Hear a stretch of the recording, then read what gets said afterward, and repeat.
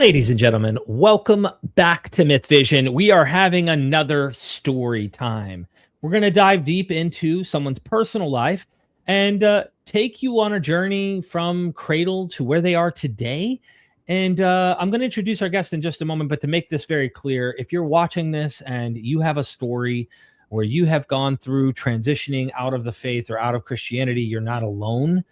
There's a whole lot of different people who have found different places that they've landed, but there's a sense of freedom that they've experienced, and some might be on an emotional, a moral, ethical kind of approach, and then others might be on an intellectual path, but sometimes they overlap. And I like to hear your stories because they're the most powerful things that I usually have, I think, on Myth Vision. Sure, we get deep in the weeds. We love to have the academics come on and really unravel a lot of this material so that you understand. But there's something powerful about you telling your story and the viewer connecting to it, relating to it, learning from it, what paths to take, maybe what paths not to take. No one's telling you that, but you can learn by watching and the experience of someone else. So if you're interested in doing that, email me, Derek@mythvisionpodcast.com, or just mythvisionpodcast@gmail.com. Either one of those will work. I'm interested in hearing people's stories. We already have a member joining, Rethinking Faith 3553. Thank you so much for becoming a member. Now let us turn to our guest. And without further ado, Carlos, welcome to Myth Vision, my friend. Thank you, Derek. Thank you for having me on and letting me share my testimony. I feel at church. Hey, there was testimony time. It's been a while. It's been a while since I don't do it, and I never thought I would do this kind of testimony. But I hope that it might be of help to someone out there going through the same path. Absolutely. Yeah, look, you got courage to come up here and tell your story. You're hanging out with me. The best way I would describe this is a conversation between you and me. There might be some super chats and comments along the way where we could take those. I like to not interrupt your story as much as possible unless it's completely relevant to the point at the time. I want to hear about you. I want to understand your experience, your life. We're all humans. And I think it's important to understand, each of our experiences. Yours is a little unique and a little different than what I usually do, which is interesting. And I can't wait to hear what you have to say. So, Carlos, I don't want to butcher your last name, but if you don't mind, can you tell us about your childhood, your parents, what kind of faith, what kind of religion, how zealous were they, how passionate, how religious were you? And take us on a little story time of who Carlos is. Yes, sure. Okay, I think I should begin with my mom's story. It all started there. I am Colombian. I was born and raised here, and I still live here, as all my family. So my mother, as 90% of all Colombians, I would say, she was raised Catholic. Roman Apostolic Catholic. That was her faith. And also, as the majority of the Catholic people, I would say that it's more like a tradition. It's more like, even if they are devout, it's more like they don't fully get to know their religion, the reasons for their liturgy, and it's more like I would say that analogy. It's like I'm from the Lakers. That's how I'm Catholic. Just made, of course, throughout my life, I've met a few that they really knew their religion, their customs, and why they did it, of course. But let's say the majority of Catholics here, I don't know if it happens that way in other places, but they don't live through their religion very vividly. It's just they go through their sacraments, So when they are born, they are baptized as babies, and they grow up, and they do their first communion, and then their confirmation, and if they get married, they will go and be married in a Catholic church with a priest and all that.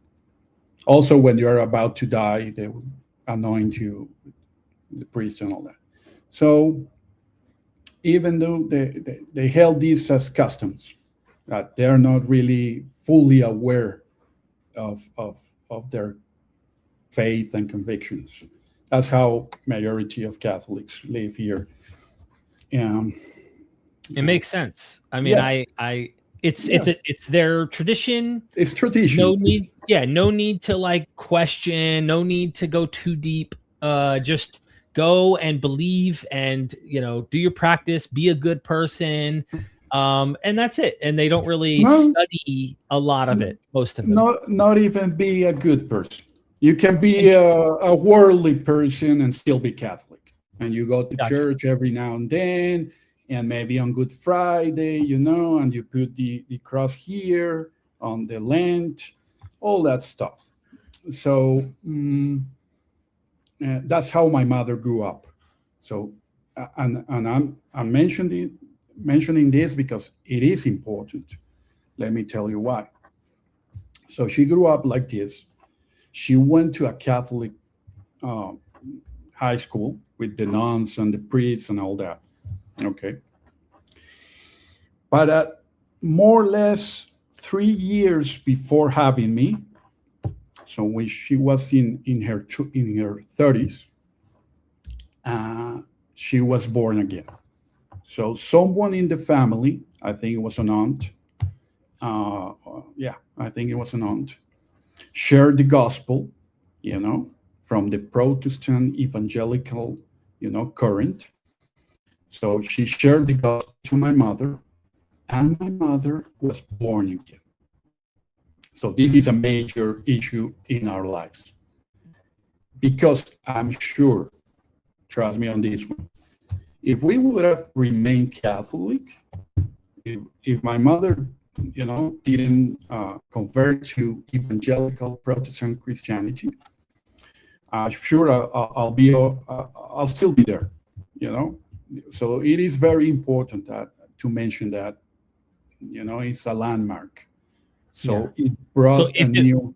Yeah. If your mom didn't convert to evangelical Christianity, you would be a Catholic, is your point? I think so, yeah, because, you never delve into your core beliefs or anything being a Catholic in general.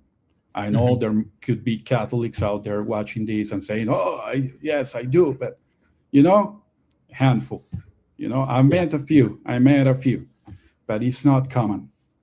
So I think this is very important. Because that change made a lot of difference. So she was born again, right? So she started congregating in a church, I would say it was a conservative church, Protestant church, of an evangelical cut. I think they were affiliated with Bill Bright Ministries. I think that was major thing in the 70s in the States. His name was Bill Bright. Maybe any old timer watching this will know Bill Bright. Yeah, so they were kind of affiliated to Bill Bright. That was my mother's church, where she was born. What kind of church it was? Well, it has this central organization, and within that organization, there were several churches. These churches weren't like specialized buildings and all that. It was like small churches in houses, right? Mm-hmm. But they had several churches. They called them districts at that time. Within, for instance, they have several churches they will have one church in a small town, but they will have like 2 or 3 churches in a medium-sized city, or they will have like 10 churches across a larger city. And they will also have, with time, they will also reach to other countries in Latin America, even to Spain. So it was like a central organization with multiple churches belonging to it. That was the kind of setup in Now, that regard. what kind of doctrines did they teach at this evangelical church? Yeah. I mentioned that first because even if they belong to the same central organization, there were some nuances there. Each church with each pastor could have been, they have their central doctrine, of course, and everything, but they could give each pastor could give, their own touch. So I'm going to mention where I grew up. It was very like calm down, conservative church, and focused mainly on scripture. I think they were non-denominational, and they like to call themselves also interdenominational.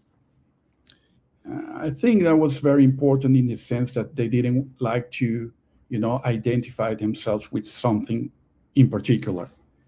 This is, I know this is not that common in the States, because when I go there, I can see every church in each street. Their denomination is on their name, you know? Baptist church, you have Pentecostal church, you have Assemblies of God, you have Latter Day Saints, etc., etc., etc. Right? In our case, we didn't have this denomination. We were interdenominational or non-denominational. It was a very calm, conservative church. Of course, from time to time, we didn't deny the fruits of the spirits and all that. There were some tongues, of course. There So were you some. in tongues? No. I never. Okay. I was more on the teaching side. The Yeah. teaching gift. I always Got it. pursue that one. Different members of the body, with different functions. So I never got to speak in tongues, but my mother did. At least I think she did, or something. But the thing is, of course, from time to time, we had tongues, we had prophecy, we had, words of wisdom. What else? We weren't that kind of falling backwards. No, not that much.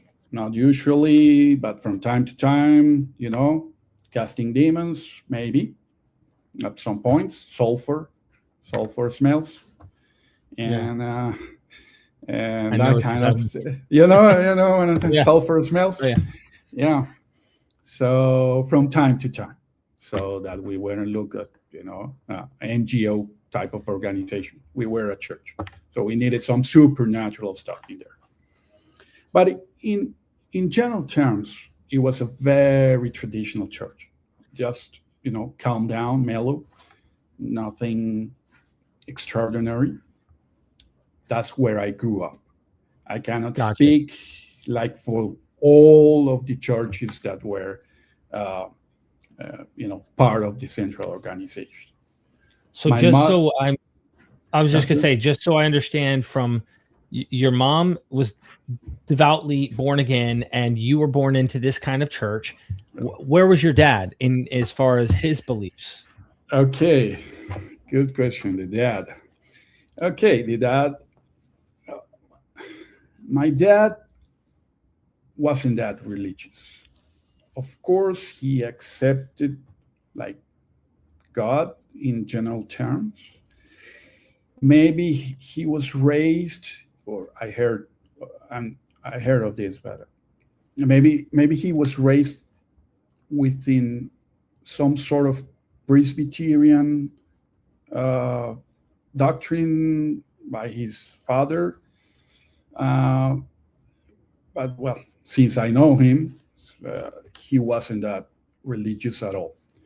He attended church, I think mainly because from time to time my mother, like grabbed him and told him like, "Let's go," and this.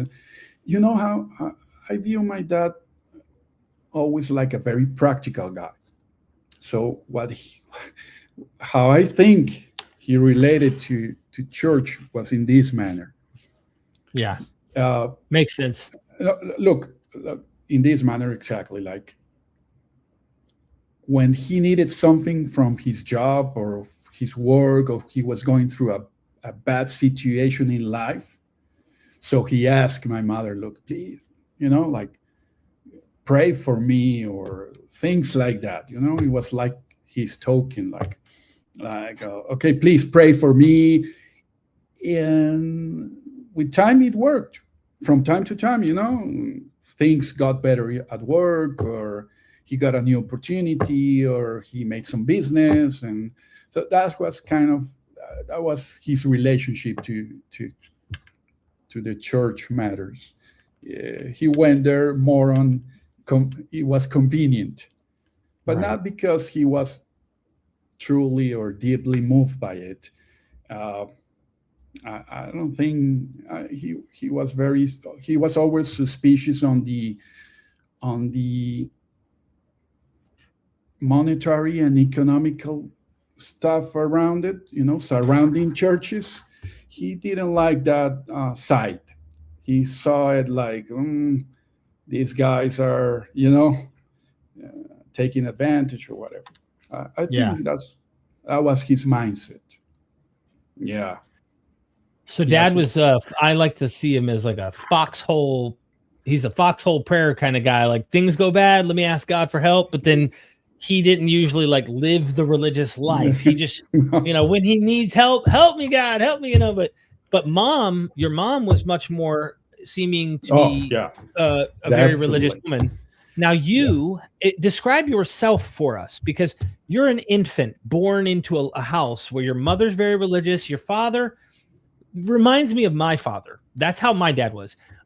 He went to church for weddings. He went to church once in a while when things got really bad, maybe, but he believed in God, but he didn't really do it. My mom was very devout.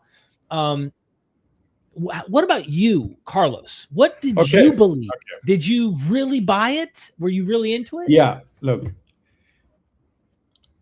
my mother was really devout, so she was sold out, totally born again. You know, she gave her life to the Lord. Everything. Um, she spoke in tongues. She had dreams and visions. Uh, everything. She was really, really a very devout person, and she really meant it. It wasn't fake. It wasn't fake it, and she wasn't fake. She really meant it. Something happened to her, and her life changed completely, 360 degrees, completely. Her life changed. Now, so that was like 3 years before I was born. She was a stewardess for a local airline. She had a good job. And then I was born. And there comes another landmark, which I think is important to mention. Some of her pastors or leaders, whatever, told her, like, look, you're taking away your husband's position. You're taking away your husband's role as a provider, as a main provider of the house, right? Of the household. You shouldn't do that. You shouldn't do that. Shouldn't do that. Uh, give him his place. You know, like you have to give up your job and let him take over. And she did. So this is an important language. It wasn't a good decision in the end for her. Later on in her life, I think it wasn't a good decision. But also for the religious side of it, the religious life. Um, so he went full. She went full into the church life, like it was home and church. That was it. No more job, no more work, no nothing. It was just home, taking care of us and the house and everything, and the Hmm. church attendance, church retreats, church workshops. So she was very into ecclesiastical life, like really deep into it. After she resigned, of course. But this is important because she quit. She quit her job and lived a life of a Christian woman and dedicate herself to that. So she visited the sick, she visited the imprisoned, she was a helping hand. She, She everything. dedicated and devoted her whole life to it. Got it. like like you know the real thing.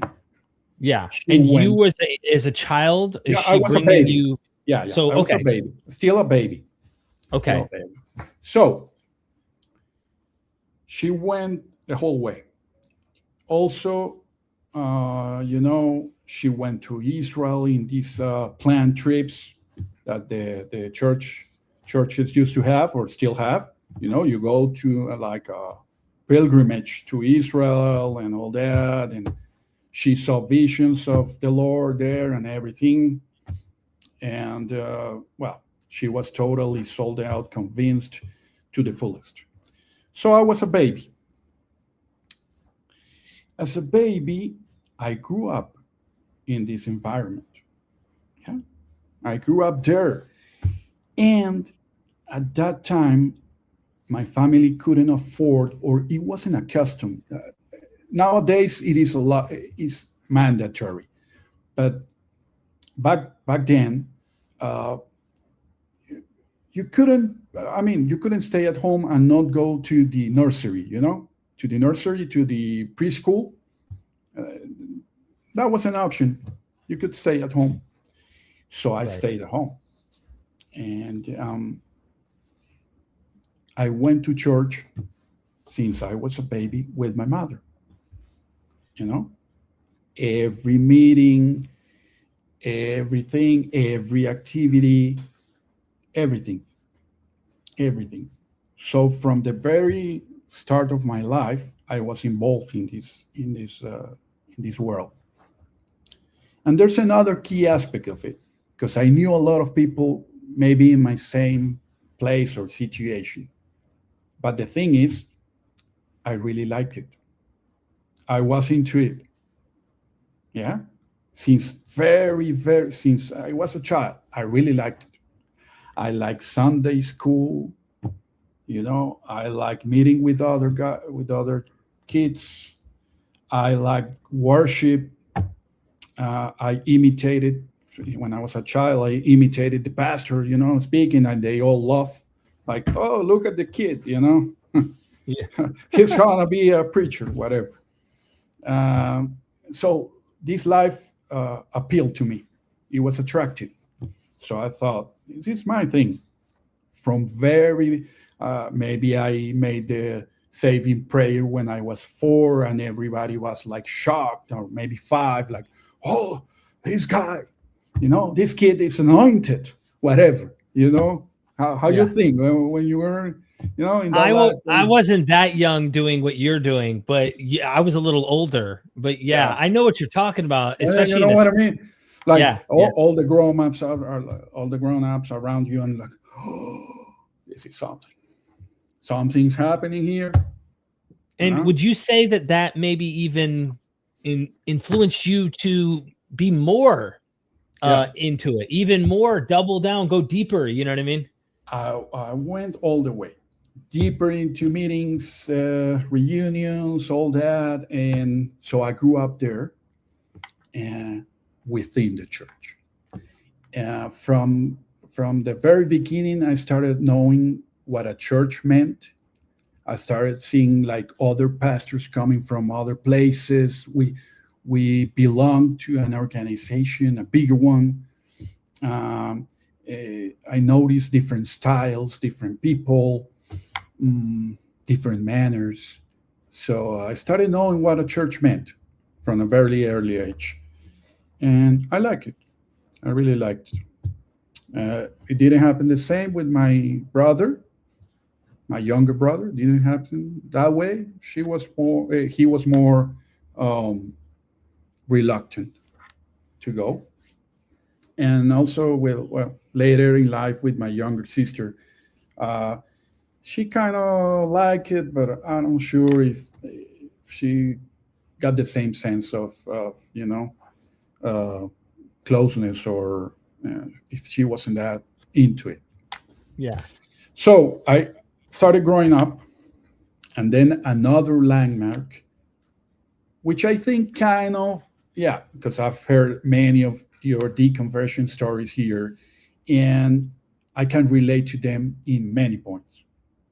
You'll see. You'll see after this, but we can relate in many, many aspects and points. But here comes a landmark in my life that I think makes more or less my path and journey unique. So when was 6 years old, it was time to go to high school, to school, to elementary school. So in Colombia, it's not that uncommon to go to a private school.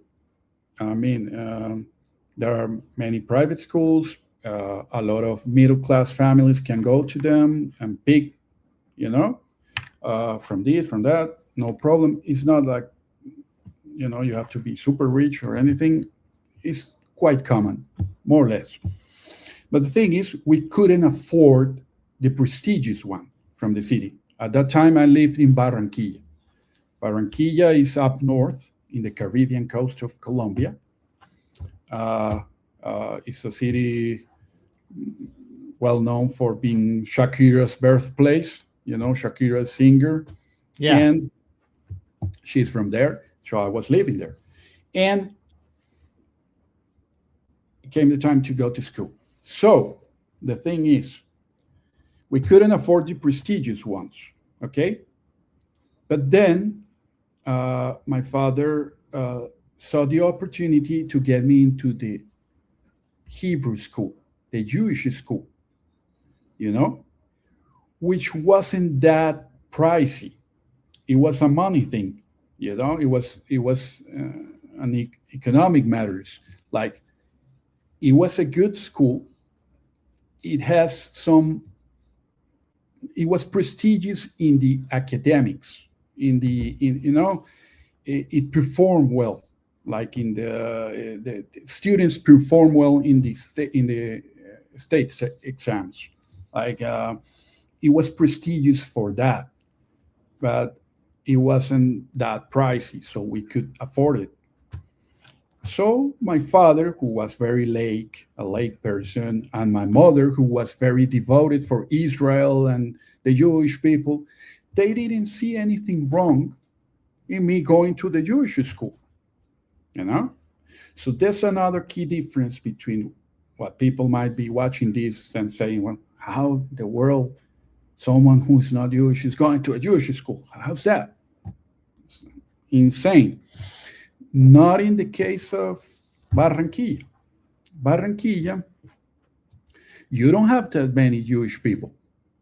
There's not a huge Jewish community in Barranquilla. So if you do have a school, you have to allow other people, non-Jewish, to come, because otherwise you won't be able to maintain it. That's it. There's no way with just 5 students. Come on, no way. So I got, into the Jewish school. It wasn't that easy because you had to be referred. And my father knew some Jewish people. He made friends with them when he was younger. So I was referred. I got into a Jewish school. And you're 6 years old. Yeah, I was 6 years old. First grade of elementary school. So I went there, right? Or maybe preschool, but it was preschool within the same school. It was there. Gotcha. So I got there. Okay, to give you an example of the environment inside, we were like 12 kids in the classroom. Only 3 were Jewish. The other 9 were non-Jewish, and this was the Jewish school. So now you know that it wasn't something so weird or uncommon like this guy studying in a Jewish school. It was really common in our place, in our city. So that's true. That happens. That happened to me. You want to hear something weirder? Yeah. Look, this is really strange. We pray the Lord's Prayer in the yard every morning in the Jewish school. How's that? That's interesting. Of course, all the bunch of non-Jewish, you go there, you gather, and you pray the Lord's Prayer. While the Jewish students went to their synagogue, in another place and did their prayers and all that. Yeah, So you wouldn't. That's Baron Kriya's craziness. Yeah, I know. Yeah, but I would say like I'm thinking of Christianity from America, and I can only say that I can't imagine a Baptist school would host a Shema prayer or something. Like, I can't imagine a Christian school being there may be somewhere somehow, but they're much, you know what I mean? This is quite. I don't know if you're familiar with this old writer from Colombia. It's very famous, Nobel Prize, Gabriel Garcia Marquez. He has this style. It's called magic realism. He invented that. That's Colombia. Weird stuff happens here, and I know it's weird. Yeah, we recited the Lord's Prayer inside the Jewish school every day. Gotcha. So you are comfortable as a Christian in your whole upbringing in this Jewish school. Gotcha. Yeah. Okay. So we started like that, right? The thing is, apart from maybe a religion class, Hebrew class, and Hebrew history class, apart from that, school was a normal school. Everything, math, science, whatever. And you could opt out from those if you wanted to. So if you wanted to not to take Hebrew and take French, you could. If you wanted, no problem. Okay? But my mother never wanted me to do that.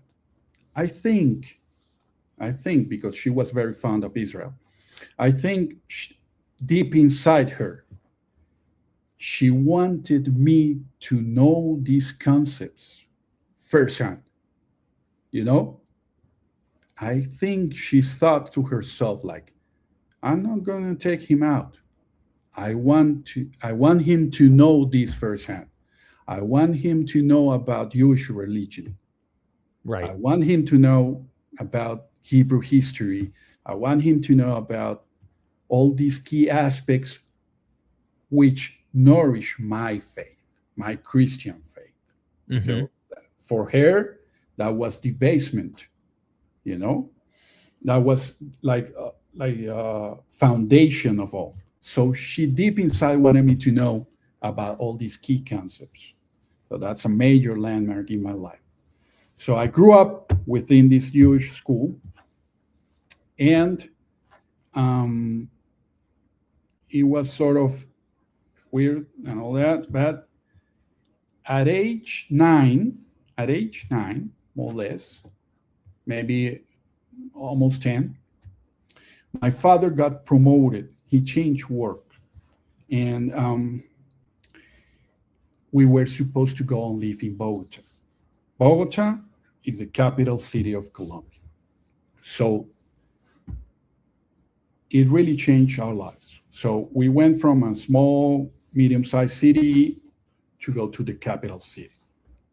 So when we were in this process of moving to the capital city, mm, my mother went to the school to talk to some, directors there, and she told them like, "Look, we're moving to Bogota, uh, and we want to continue there. We want to continue in the Hebrew school in Bogota." And this director, she was from a high society family, and she was Jewish and everything. And she looked at my mom and said, like, "Look, one thing is the Hebrew school here in Barranquilla. Another thing is Bogota. It's gonna be different. You know this, right?" We didn't know, like, why it's gonna be different. What she's talking about. And she said, "It's gonna be different.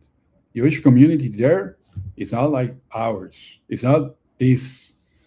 We thought like, yeah, okay, give me the paper. Give me the Yeah. paper. She was right. She was right.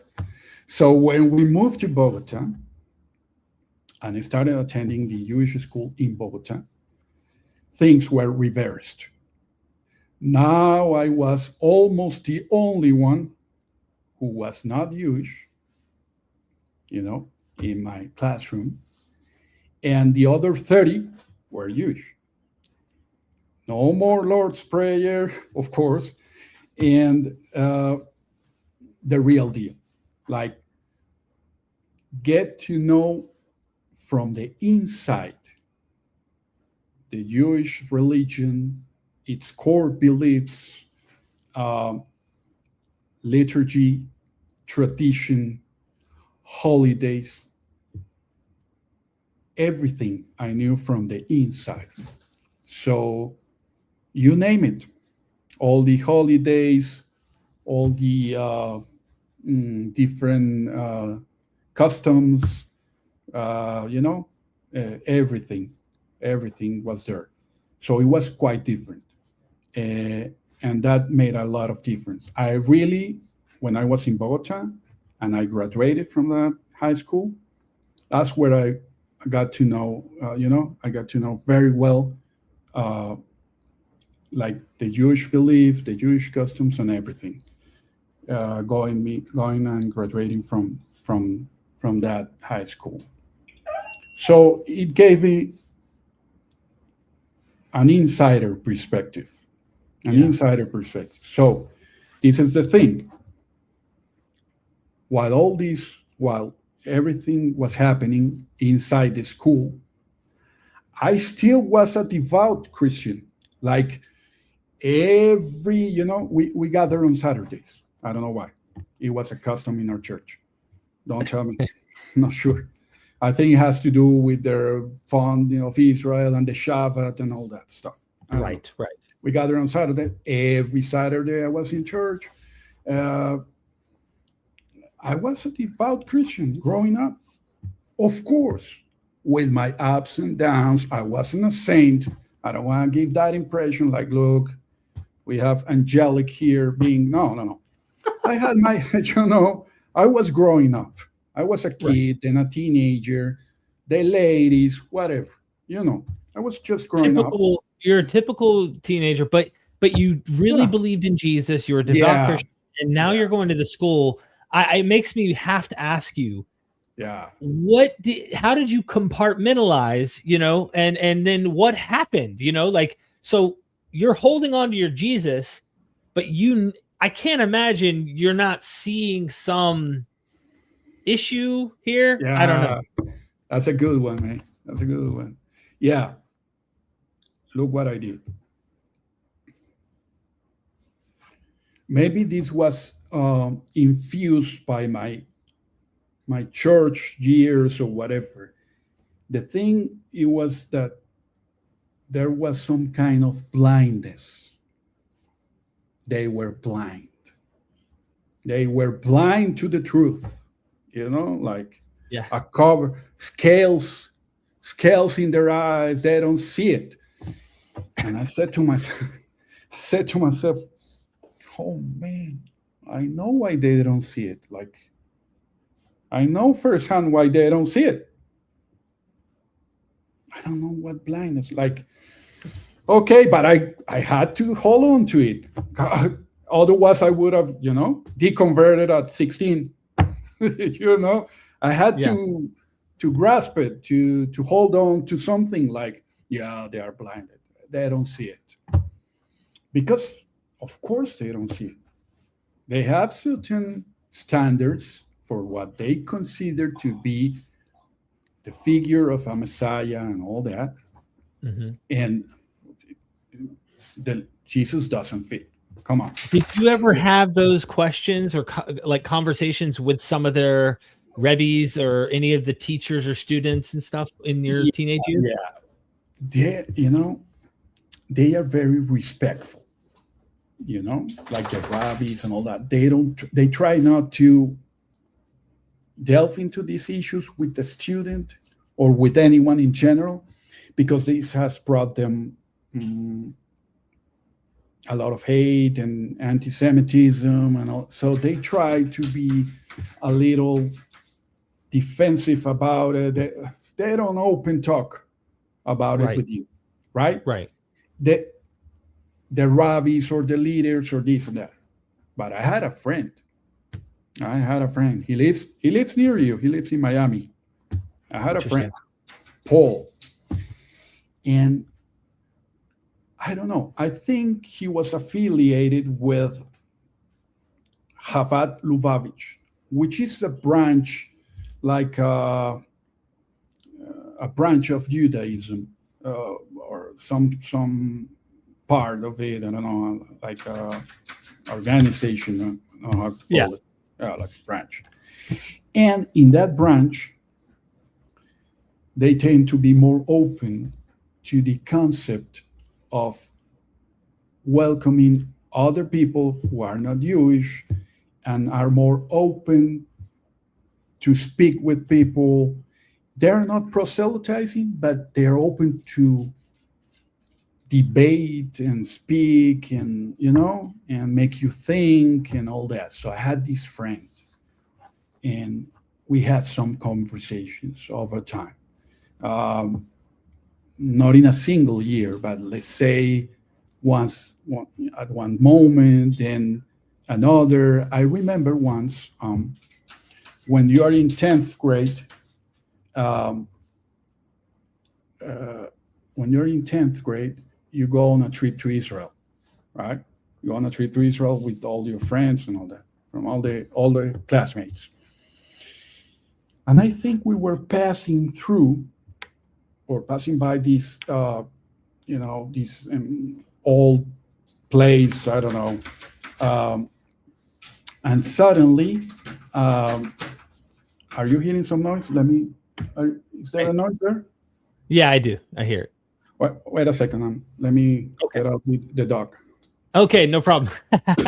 Hit the like button, everybody. We are listening to Carlos give his story. This is getting interesting, and look, I'm letting it's awesome to watch and listen and experience along, and learn. So like, share, and subscribe. All right, Carlos, continue. Sorry for that. Sorry, that's the dog. So the thing is, we passed by some ruins there or whatever, and we started chatting about it. He told me, like, there are some books that says that maybe this didn't happen, and this historical figure, talking about Jesus, of course, maybe it wasn't that historical and all that. And I said to him, like, look, there are some other books who are debunking other things and this and that, and who knows, there are a lot of books out there, and a lot of things are written in books, and you never know, right? You never know if it's true or not, whatever. So the argument that that's in the books, it didn't mean anything to me at that point. Of But course, of course. yeah, because it is in a book, it doesn't mean it's true or right or whatever. But we had these many conversations along the way. We had these many conversations along the way, and it proved to me to be very useful. in my deconversion journey. So it proved to me to be very useful, and I'm very grateful for those conversations with him. And because it made me think, it made me think about the possibilities, it made me think about the contrasts, and well, many things. But yeah, it never happened with the school's directors or the school teachers or the rabbis or anything like that. But it happened with my friend. Gotcha. And That was strictly professional with school. That was strictly yeah. The thing learned. is, Gotcha. yeah, the thing is, which is curious, is that it only happened with him. It only happened with him. I don't know. That's the story. He was the only one from the other 30 who ever wanted to talk with me or speak about these issues. So I understand your friend Paul, lives near Miami, which there's a large Jewish community in Miami. You're saying he went to the same school as you in Colombia before he moved. Okay, and you and him connected and talked, and over the years, he took a different path originally than you. He seemed more sympathetic to Judaism and was a believer in Judaism, whereas you were... No. Sorry to Okay. maybe there was a misunderstanding there. Paul is Jewish. He is Jewish. Okay, gotcha. So, but he was willing to talk about these tough topics. Yeah. You're a Christian. He was the only one. And did you feel comfortable? Like, he was your friend, so you must have felt comfortable enough to challenge your own faith and what you believed. Did you do that while you were in high school, or what was going on? There's key issues with Paul because, I don't know if these were coincidences or whatever, but there. Paul studied also in Barranquilla. So for 1 year, his family had to move there when I was there. So that's how we got to know each other, from Barranquilla when we were little kids. Gotcha. So when I went to Bogota years later, I found him there. So we were friends from very early age. So we liked to go to the movies, to the shopping center. He liked computers as I do. We were very fond of computing and networks and all that. We share a lot of interests. So I think that gave him like confidence for talking to me directly, like, look, this and that. And he wasn't trying to convince me. He was just trying to debate me. He likes that, like look, is like, what do you think of this? How's that? Yeah. No, he was. It proved to be very useful for me, those conversations. So the thing is, I grew up like that, confronting these views. So at the school, I was going through Pesach, then Yom Kippur, then the Shabbat, then throwing my sins to the river with bread, you name it, going with costumes on Purim, living on a hut, during the Shavuot. I have forgotten a lot, but I did all that, and I knew the foundations. I knew why we were doing it. And then, on the contrary, I went to church and learned about this and that, and how sometimes they preach about their blindness and all that stuff. And I thought, well, I'm not sure if they are so blind. But anyway, you are young. As we say here, I was once I was 20 and had a vagabond's heart. So I didn't like delve too much into theology stuff when I was growing up. Like I was a normal teenager, you know. So I then was what happened, Carlos? How could you leave oh, Christianity? there's more to it. There's more to it, of course. Yeah. So the thing is, I think later in life, I graduated from high school. Yeah, I graduated from high school and went to the university. Right, went to the university and majored in electrical engineering. As a curious fact, Paul also went to the same university, but he didn't finish there. He finished in, I think it's in FYU or in Miami, something like that. He finished engineering.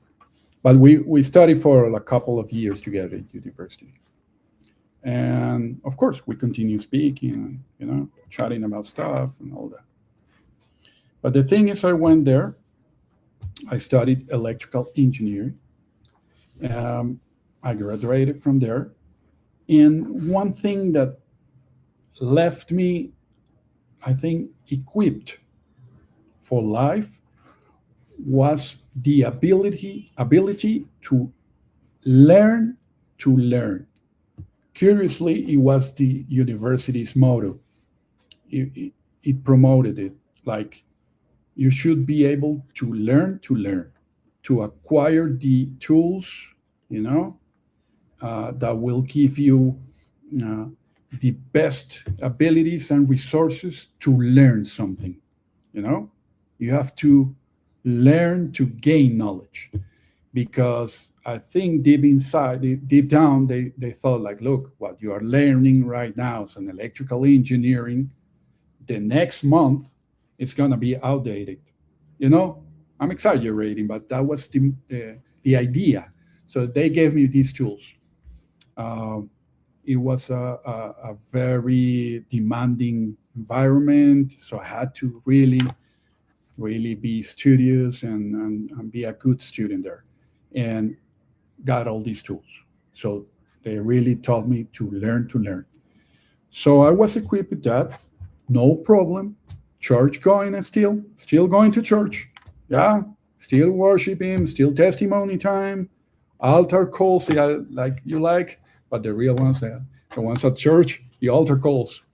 I like when you do that, altar calls.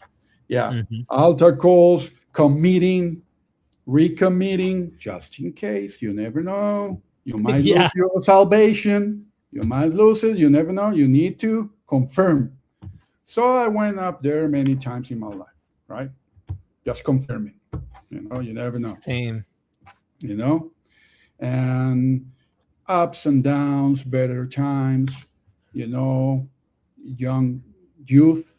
Well, party a little. Yeah, I must admit, I went out. The girls. You know, all that. Eh, I was just at the university and a young adult. So everything was compatible up to, I think, up to that point, with minor doubts, with some questions that I could easily dodge and could easily, develop a theology around it. No fuss, no problem. I was okay. So I graduated, and then I think this was a huge landmark. So I graduated, and I thought to myself, well, I need to study some master's degree or whatever. And I thought, well, what did I like in university? And I like biomedical engineering. So I like that subject. I like that stuff. So I said, okay, where I can study this. And I found a place, a university in near London, in Guildford, um, the University of Surrey. And at that time, my brother Juan used to live there. Used to live In London. yeah, in Okay. London. Yeah, Okay. this was near my university was near London. It was South London in Surrey, in a town called Guildford. Okay. And my brother Juan was living there in North London. So it appealed to me a lot to go there and study. So everything was well, uh, no problem. I got there. I started studying, and from the very start, I was looking for a church. You know, that's what you do when you're a Christian. If you move from one place to another, that's it. You start looking for churches, this and that. So I went to some English churches, and that, but I finally got to go to um, church in central London, which was from a Latin community. That's where I found myself comfortable. You know, I said, this is the one. I like this one. So everything was well. I was going to church. That church was really charismatic. That was the good, the Goku style fireball and all, and angel scales and gold fillings. That was the real deal. Hardcore, you know. But still, I could manage different denominations. I could manage things. No problem. No problem. I navigated that sea well. No problem.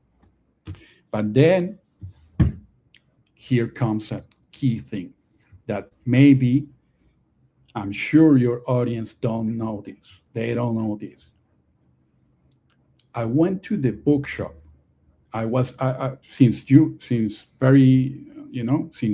I always liked to go to the bookshops, the bookstores of the churches, or the Christian bookstores. I like that. I like to buy books. From who? Of course, Max Lucado, Maxwell, you name it. All the good ones, the good stuff. So I like that world. I like to buy books. McDowell, McDowell, Josh McDowell. All Christian. Yeah, the good Yeah. ones, the good ones. Yeah. And the thing is, so I went to this the bookstore of the church, right? And I stared. This is big. You don't know because you're in an English speaking world, but for me, this was big. I saw this Bible side by side. On one page, there was the New King James Version. On the other side, on the other page, there was the Reina Valera in Spanish. So I thought to myself, this is great, fantastic. I'm gonna buy this, and I'm gonna practice my English. You know, I'm gonna practice my English with this. This is the way to go. I'm in England, trying to, improve my English, everything. So I'm gonna buy this. I'm gonna read the Bible in English. Yeah. So I started going to church regularly, no problem, but started reading the Bible in English. Major, major mistake. You would call it a mistake, right? But it was a good thing for me because then I realized, that there were many differences in translation, like huge. Like what? What? What I'm reading here? What's this? Oh man! And some of those were in really important places. Some didn't mind. It didn't matter, but some they were really important, like where key doctrine was, and there were changes. Some nuances here and there. So I started saying to myself, what's happening here? What's happening here? This is what's happening here. So I started researching what's the best translation of the Bible. What's happening here? What I'm reading two versions here. This says one thing, the other says the other thing. What's happening here? So I began researching and researching and researching about translations, how they have begun, how they become, uh, that the best translations were in English, not only the previous old ones, but also uh, the most modern ones with the latest scholarship, like all the top scholars of our times meeting together to convey the best translation. All those were in English. So I said to myself, okay, man, good one. I found something new and I'm going to stick to it. So since then, uh, I just kept reading the Bible in English with many translations, knowing the difference, the CSB, the other one, NLT, and all that, Yeah. and try to figure out which one was the best and all that. So that was a major landmark that maybe, I don't know if you never heard of it. I don't know. Yeah. Maybe you're not used to it in the English speaking world because you have already the best translations in your own language, right? So I thought I have gained some knowledge there. I thought that. So I continue my journey, still Christian, right? Seeing some problems there, but okay, what can we do? And then another major thing happened. I met this English woman there, uh, and she was also attending a small congregation of Messianic Jews in the same building. It was in another time, whatever, but it was in the same building. And she invited me. So I was there. I was watching all these service, and I was thinking to myself, like, what is this? I thought like it reminded me of my high school, but also I thought like, but these guys are gonna be in better luck because they know the Messiah. What is happening here, right? It made me like doubt about this whole messianic culture. Um, I was a little bit moved by it, like what's happening here. I don't know. But the key thing that happened that day, which in the later years would prove to be very useful, was an initial seed that was planted in me. I don't know from where, but someone wearing a very Jewish outfit came close during at the end of the service or whatever. And I was talking with the lady and all that, and this guy came. He looked like a rabbi. I don't know what he was doing there, but he looked like a proper rabbi. Black outfit, everything, right? The hat, all.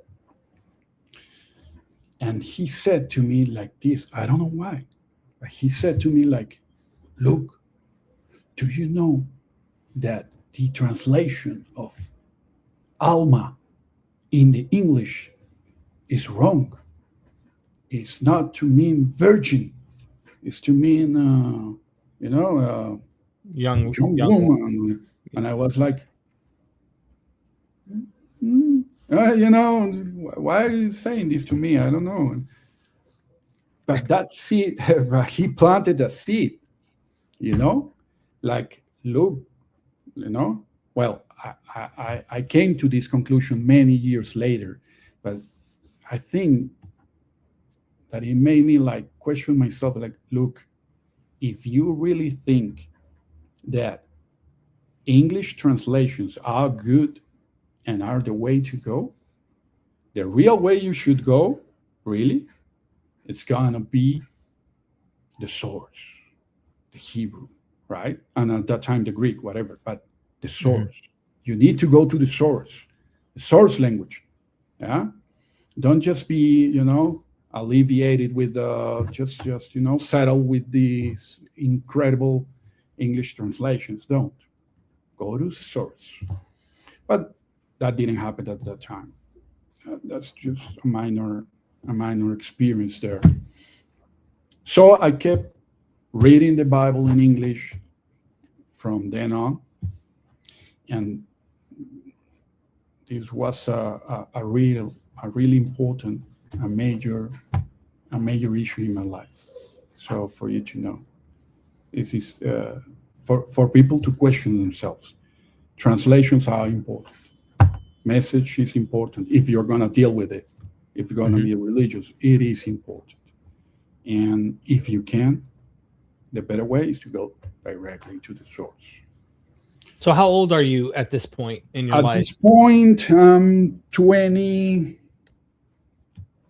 22, 23. Okay. More or less, yeah. Okay. So, okay, I finished my master's degree. I went back to Colombia, went to my mom's place, no problem. I started looking for a job. I got a job as a university professor. It was a good job there. I met my wife.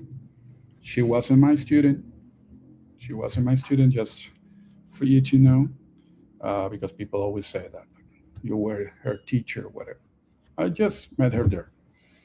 And, well, we got married, and we kept on going to the church, like the normal church, okay?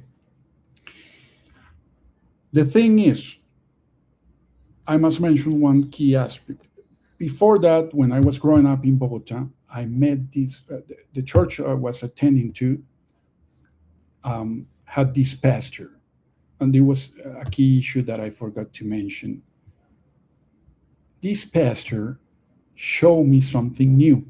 Like, before I knew him, I always related church to supernatural things, to spiritual things, the spirit, this, that, anointings, emotions, that. I feel I have a word, whatever, right? But this pastor gave me a new vision.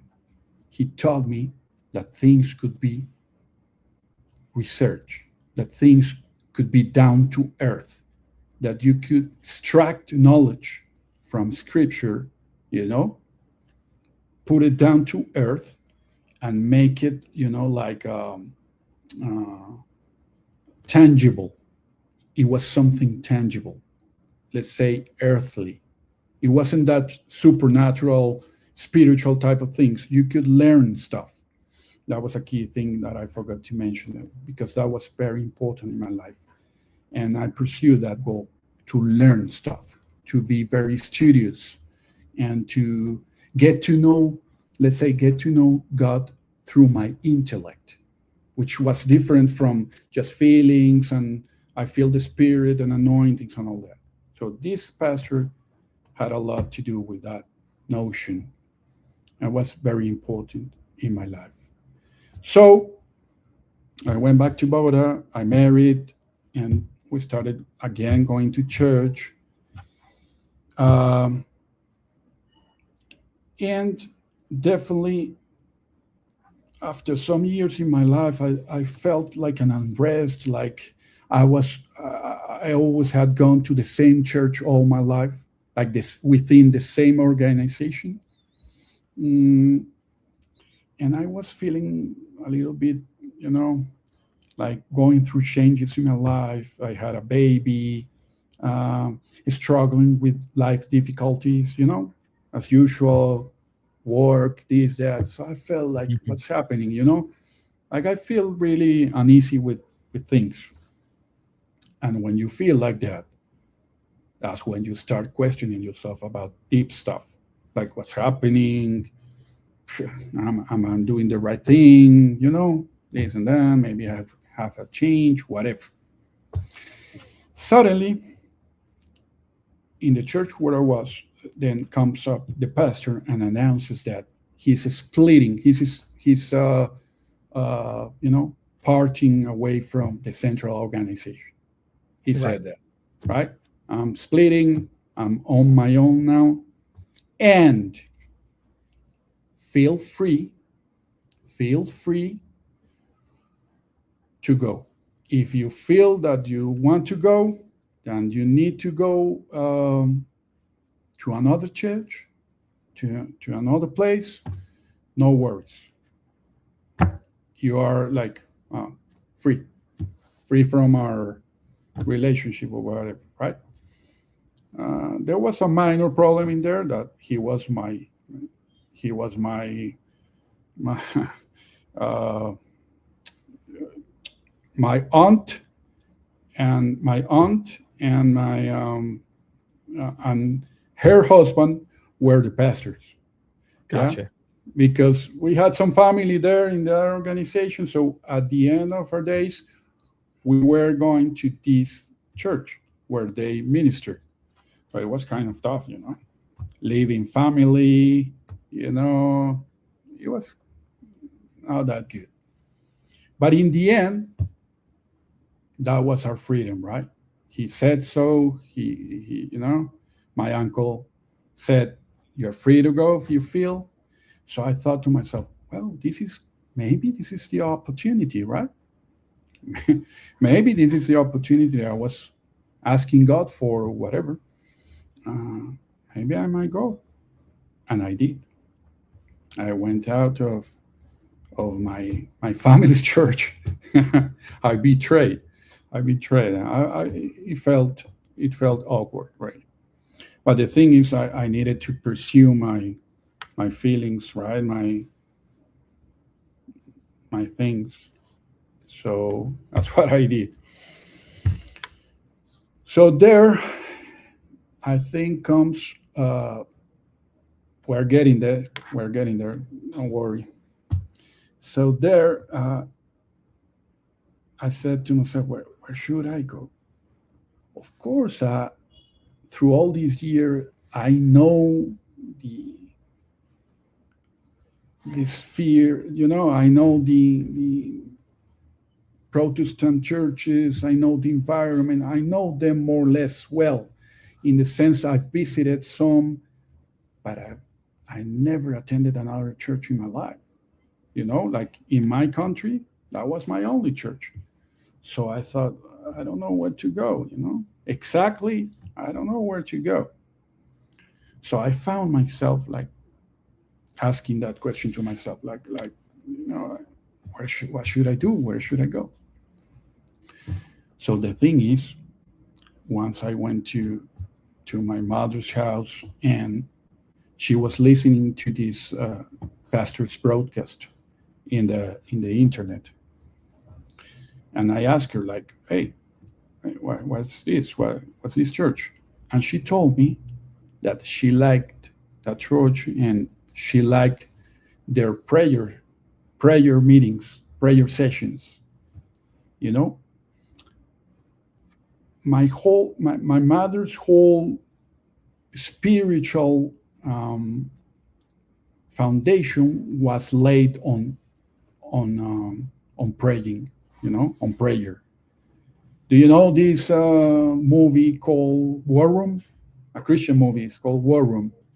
It's from a Christian lady who goes into a room, like a room in her house, and she prays, and everything happens there.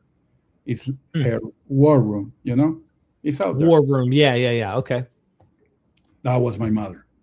So Gotcha. all her foundation and beliefs and everything was based on praying and prayers and praying sessions and all that.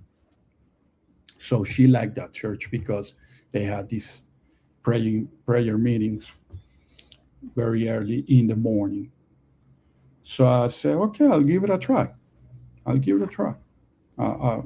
My mother is, recommending something. It might be good. Why not? Right? The thing is, I went there, and this was like a very modern, but also kind of charismatic church. Very like Hillsong-ish, Hillsong? Yep. Hillsong, blue light, smoke, the first, the close up of this on the singer, the blue light here, you know what I mean? Yeah, I do. And it was like hardcore worship and all that stuff, right? Right. But what caught my attention, what it was very meticulous in details. It was very um, meeting schedules. It was very organized. Everything was neat. It has to do with their pastor. The pastor's family came as missionaries from Australia, so they brought all this culture, you know, that maybe Latin culture is not that, we are not that on time and all that, but they were. So it was very structured.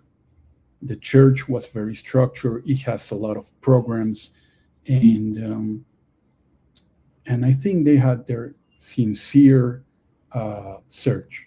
I think it wasn't faking; it was sincere. But then I all these like caught my attention. So I said, okay, I'm going to stay here, right? They had babies, they had children, they have youth, they have everything. At the point I started there, it was just a single building or church. Afterwards, they got bigger. I was there for 8 years, 8, 9 years. It was my last church. So the thing is, was it was very meticulous. It was very professional. I would say it was very professional. You think like their band, you could go that with that band to any concert anywhere in the world. They were professionals, in another level, in everything they did, in everything they did. So I started going there because it was kind of a mega church or a big church.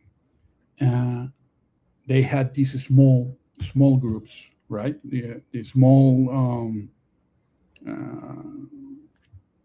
like small yeah, like, how you call that, small sessions where small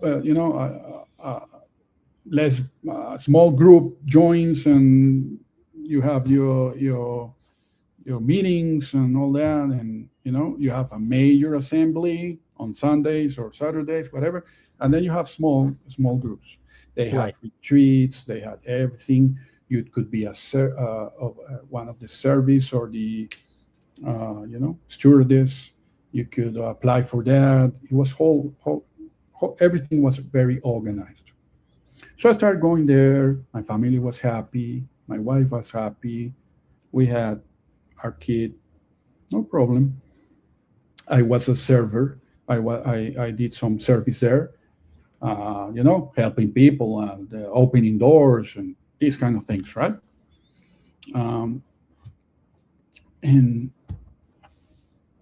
they they held this, like, I would say, this approach or custom, which was you should do your devotional times, right? And when you do your devotional time, you take notes and you log your devotional praying aspects and what God told you and all that. And then you do a summary each month and you present this within the small groups and all that. It was uh, like an activity, like a custom there, like something that was very strongly suggested, right? So, because I was oriented to that, I was oriented to be very meticulous and studious within Scripture. That thing clicked in me, like that activity. So I have to do my devotional, but then I have to take notes. Then I have to be studious.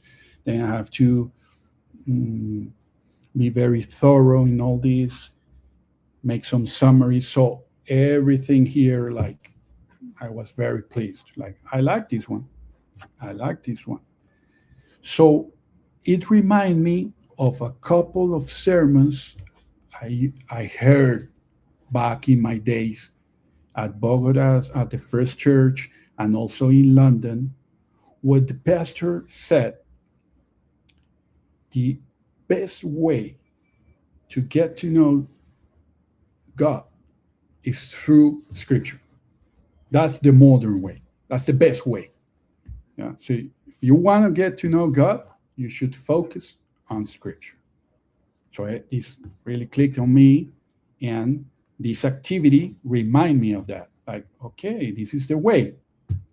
I have, tried in the past to go through the whole Bible, and without that success, I didn't make it. But then this type of sermon came again at this church. And it was like, this is the way you should live. This is the way, this is a goal for your life. You should master Scripture. It should be like the best thing you can do to communicate with God, to try to find things, try to understand things. So this sermon really like made a click and captivated me. So I said to myself, like, now I'm more mature. I should be doing this. I know I failed in the past, but now I'm gonna try it, and I'm gonna die trying. So I started, and this is where all comes to what people wants to hear. How did I yeah, how did I deconvert it? So that was the problem. I read the Bible. I read it completely, in its entirety, in its context. So I said, this is a problem. So how did it come? How did it happen? Okay. So I started reading the Bible, right? And started and this and that and taking notes, a lot of trouble here, problem there. Okay, no problem. Bookstore, bookshop, I buy commentaries, right? I buy books. I buy, the internet was blossoming. Everything was coming together. You could get resources from here, from there, everything. So I started to become like amateur theologian, right? Yeah.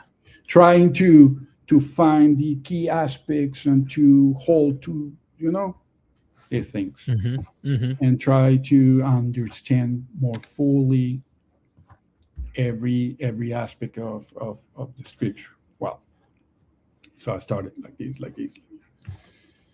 and finally I made it. A complete lap, round, cover to cover. After 1 year, I made it. I read the entire Bible. 1 year. Some apps were popularizing at that time. I think there still is called YouVersion. They had these, how you say it? They had these Bible plans, and you could pick one of those that said like you could go through the Bible in 1 year, right? So it suggested a few chapters each day, and you could go through it. So I made a first round, a first lap, whole Bible, a lot of notes, a lot of books, and said, okay, I can see there are problems here, but I might continue. This is my thing. So I continued. Next year, again, the same. But now I had more resources. I had many commentaries. I had everything, like a lot of research was done. Right. I had a lot of resources. So it was easier. The path was easier. Things were clarified. Some not, of course, still to this day, let's be honest. But some other were clarified, were better. And I started then, second round, second year, second lap. And I think I did it a third time like that. But then I was mastering this. I was knowing my way through it. And I started noticing this. Look, and maybe people can relate or can understand this bit. Look, the canon, the Christian Bible, the Bible and its canon is not in historical or chronological order. It is not. So you find yourself, you know, reading a book here, you finish it, and you start reading and you notice, like, what? This didn't happen like in the past two books. And you start noticing these changes, right? Like jumping from era. You jump backwards, you jump forward, and your mind doesn't grasp it well. You know, this book is in these times, in the times of the kings of Israel, whatever, and then you jump back to Job, you know, the patriarch era and stuff, and then you jump back to, I don't know, Judges. So that's a key problem in the sense of organizing your ideas, and how was it supposed to be related, theological concepts throughout humanity within the whole story. It wasn't chronologically accurate, and it can be misleading and confusing for your mind. So I said, like, what is this? What's happening here? You know, like, okay. So I started searching, right? And I found out that many more, of course, before me have noticed this. A lot of people that said, okay, yeah, we know that. You're the new guy. Okay. The thing is, I found the chronological or historical Bible plan. That's a major landmark in my path. Chronological and historical um, Bible plans. Definitely, it helps a lot to read things with a historical perspective. You know how things were here, then there, then there, then there. It helps a lot to clarify, to make the text more accessible. Everything. I should So recommend. just so I understand and everyone understands, you're saying when you open up your regular Bible like this one right here, it's not in the correct order, but you get a specific Bible that the goal is to start from Adam and Eve and go in chronology all the way to the last prophet till you get to the New Testament. And you are reading it now in order. Exactly. You Okay, need. gotcha. So my thesis, if there you can call it a thesis, you to come out of Christianity or deconverted or whatever you want to call it, you need an order. There must be an order. Pick yours. I'm suggesting one, which I found very useful. Chronological order. It's very important. Historical things in order. So I started reading like that. I didn't have a Bible with that. It was, you can find it online. You can find the plans within YouVersion app, or there are more plans you can find that will lead you through the whole Bible in historical or chronological order. You can find them. So the thing has started going that way, right? Things are getting clearer, the concepts, different times, everything was matching. Okay, no problem, right? Still a Christian, right?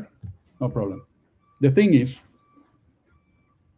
after a while, maybe one more lab, couple of labs, 2 more years, without wanting, it wasn't a conscious effort. It wasn't a conscious effort. Just thing that I study the most, they stick here. I didn't want to memorize, but they stick here. So when I was going through the round, I'm going through the Old Testament, all that, and I began reading the New Testament, I started seeing things like, wait, what? What's this?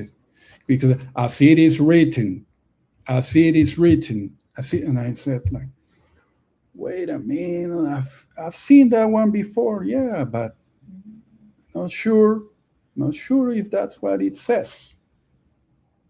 Yeah. So it started to making me doubt, like, what's happening here.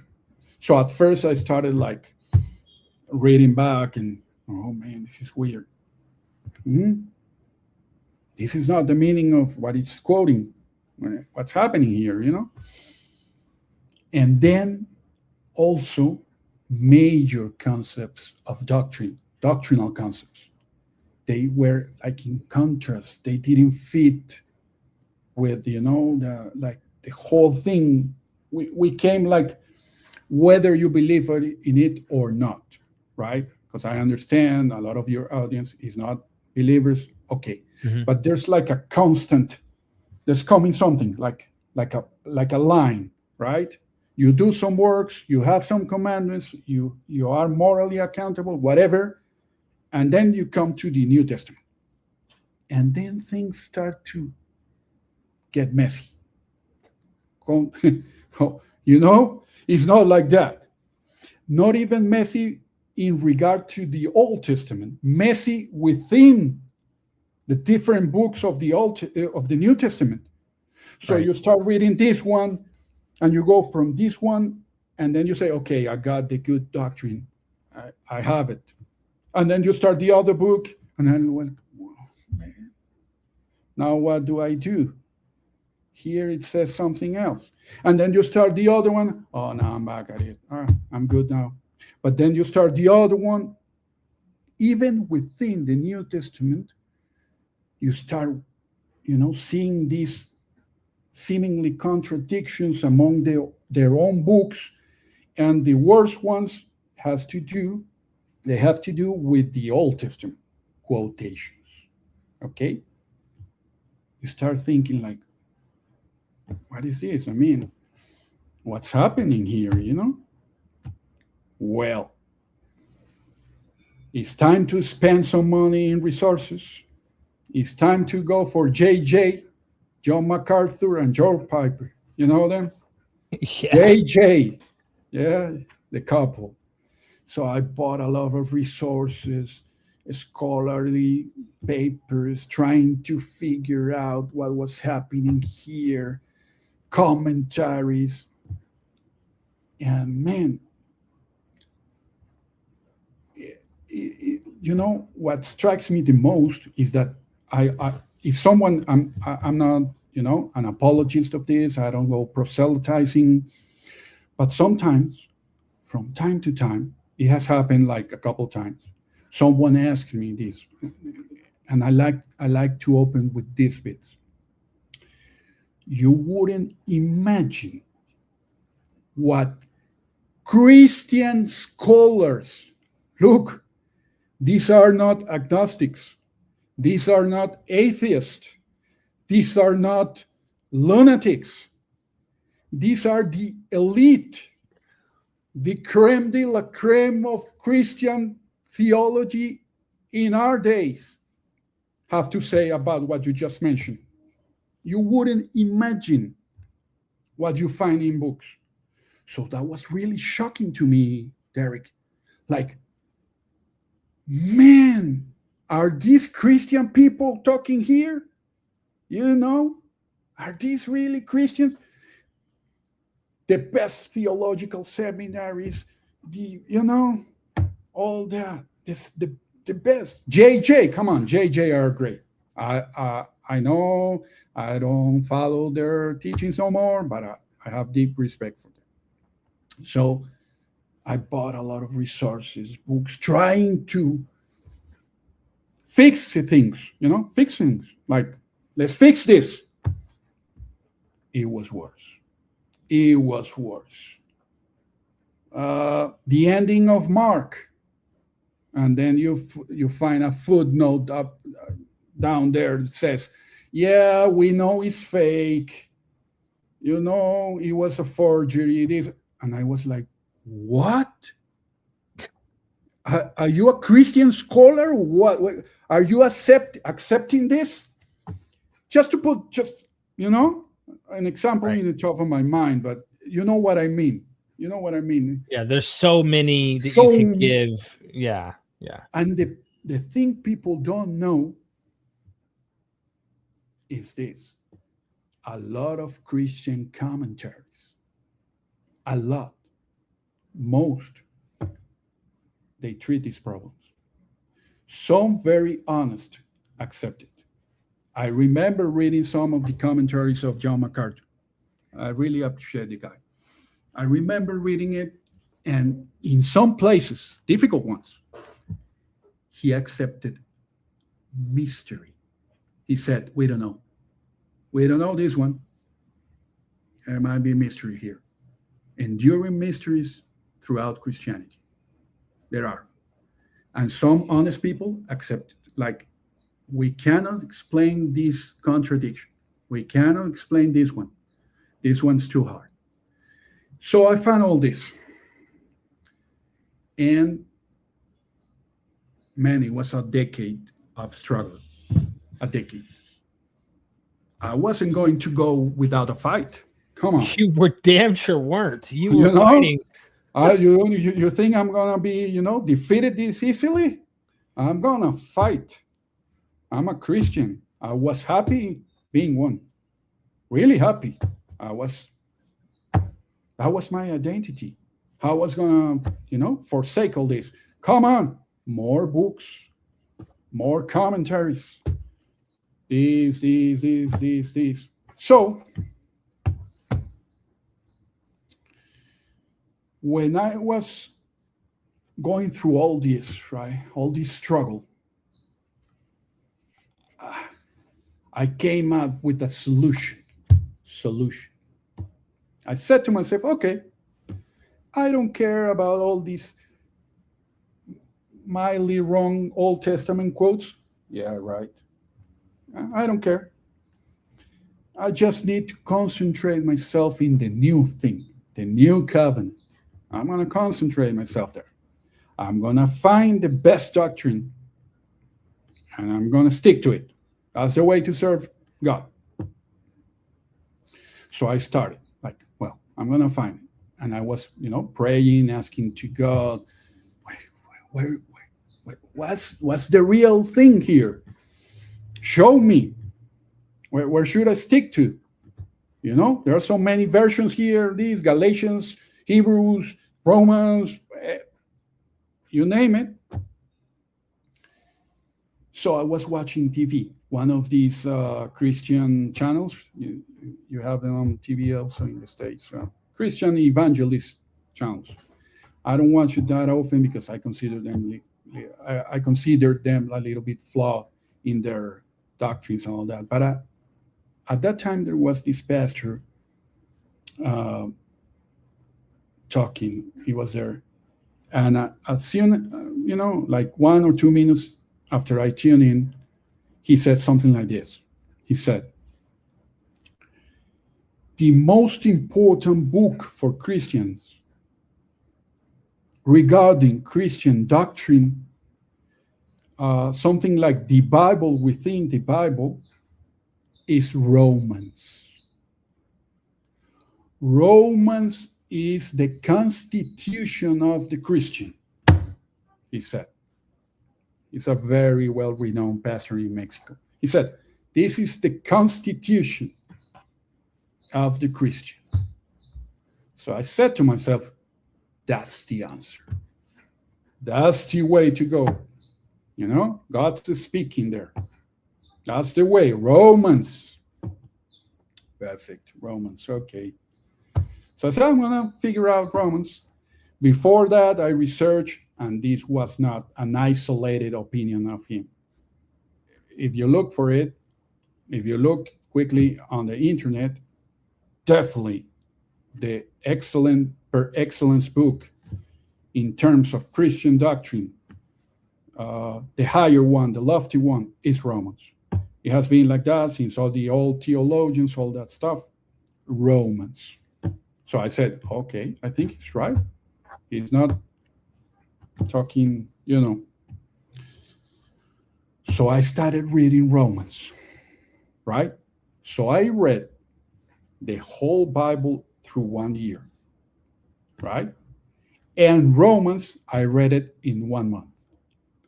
So basically, in a whole year, I read through the whole Bible and I read 12 times Romans, right? I finished, started again every month, finished, started again every month. And the whole complete Bible through 1 year. So I said, that's the way to go. It's going to fix it. Oh, man. Fix it? No, it didn't fix it. Of course, if you only look at the book of Romans, yeah, you are fixing the problem with the contradictions with the other books of the New Testament because you are only looking at Romans, right? That's the whole source of your main doctrine. But the old problem didn't disappear.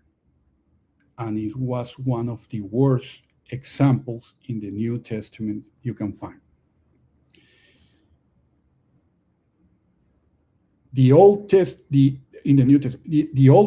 quotes that you find in Romans are really, really terrible.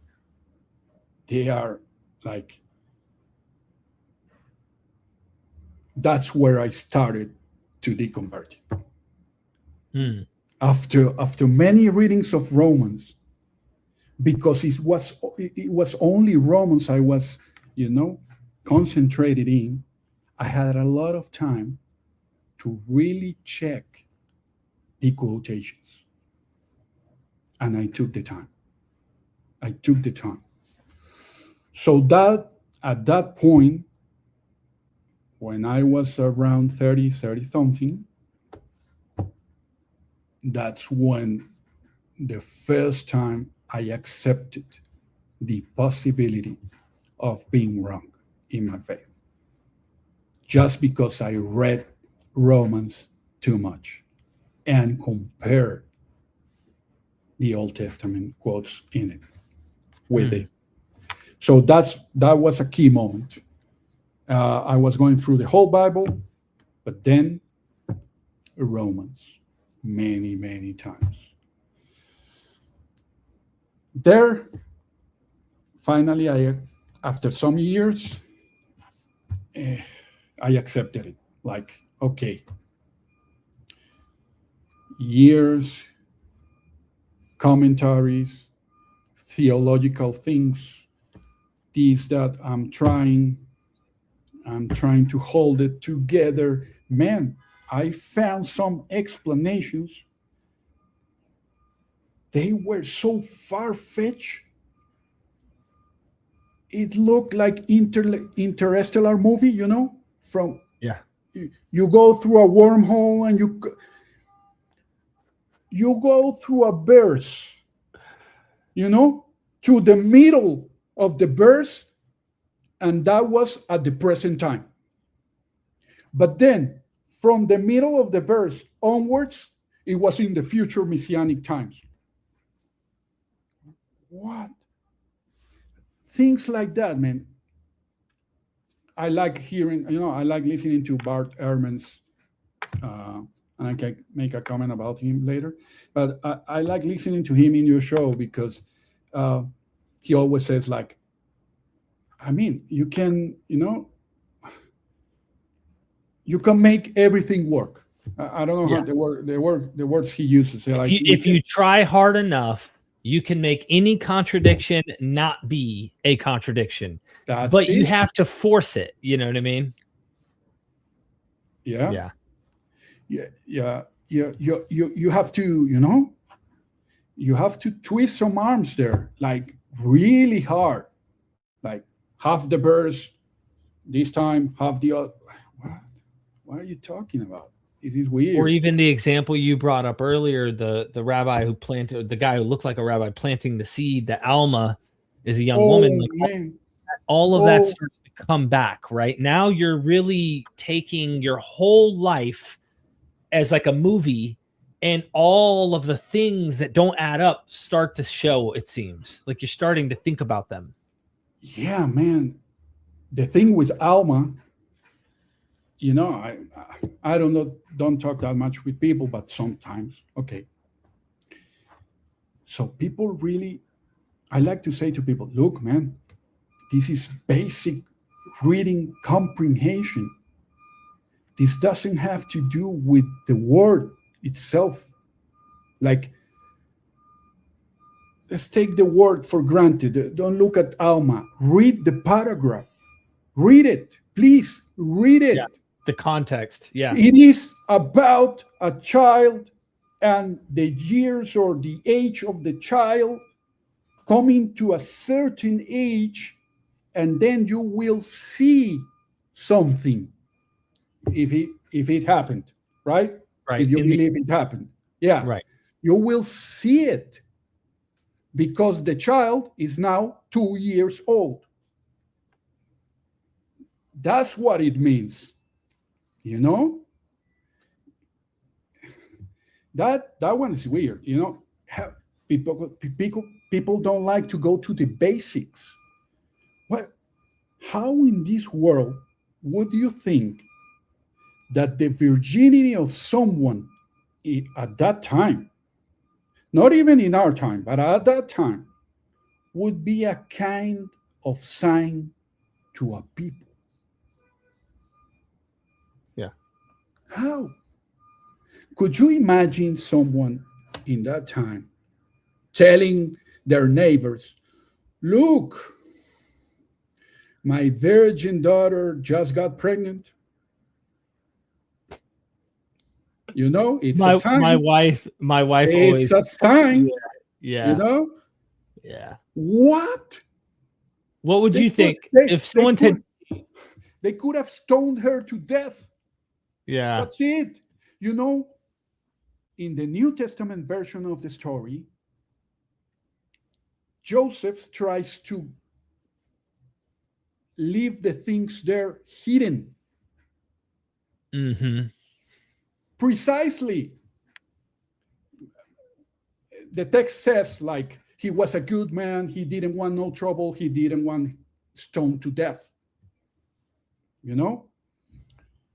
Oh, look, my wife is pregnant. What? This is insane. And you don't even have to look at the word Alma. Right. It is impossible for that to be a sign of any kind. Just imagine. And how convincing. I mean, it's not very convincing either when you really think about it. It's like, so you had a dream or a vision, and she has a dream and a vision, and no one else, and we're supposed to believe you, right? So I'm just saying, if today that happened, we would be all like, man, come on. So I want to, your story, it's very interesting just watching this journey. It seems like everything has built up, and now you're really, really question. Now you're like, I don't think this is true. What makes you different than a lot of people who've come on my channel, and that maybe you're still on a journey? Who knows? You might eventually question where you're at right now, but that you're not an atheist. You're not an atheist. No, I'm not. You see what I'm saying? So yeah, I just want to say that as like a self-advertisement, a pat on my back, if you will, because it's like, a lot of people would say, oh, well, you will only talk to someone who, was an atheist. No. And it's like, look, they'll go, or it's just an anti-Christian, channel. And truth be told, I would interview an ex-rabbi, an ex-Jew who said, hey, I no longer believe, I'm looking for people to try and find freedom from high control on their minds and in their lives. And you don't have to go to a church anymore. Like, I don't think you have to, right? You don't go to a church. No. You have freedom to believe whatever you want now. And yeah, if you want I'll finish exactly where I left Christianity, and then I'll talk where I'm right now. Let's hear where you're at. Yeah. Yeah, and the thing is, yeah, I'm open. I left Christianity. If you do that, you're open. Right. But I think I'm in good standing right now. I can talk a little bit about it. I'm not proselytizing. I'm not an apologist. If I think someone's wrong against my views, that's fine. I don't have the urge. I'm not in need to prove something. I don't believe you're going to hell if you don't believe things like me. Yeah, I'm not have the necessity. And within my new worldview, even an atheist is kind of keeping my laws.